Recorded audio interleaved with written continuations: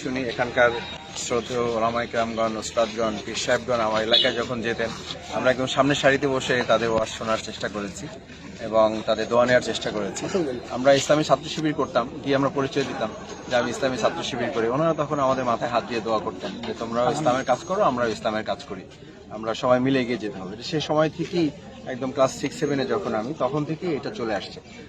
আমার সেটা আজকে মনে পড়তেছে যে আলহামদুলিল্লাহ আমরা ওনাদের শ্রদ্ধেয় মুরব্বী যারা, তাদেরও আমরা মাথায় স্নেহ পেয়েছি। আজকে ওনাদের সন্তান যারা, তাদের কাছে এসে আজকে বুক মিলাবার সুযোগ হয়েছে। এটা আমার জন্য অনেক বড় সম্পদ, অনেক বড় পাওয়া এবং অনেক বড় গর্বের।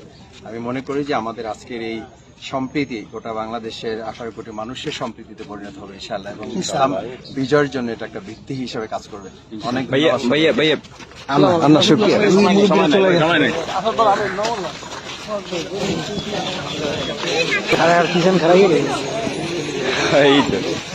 এই তো কি অবস্থা।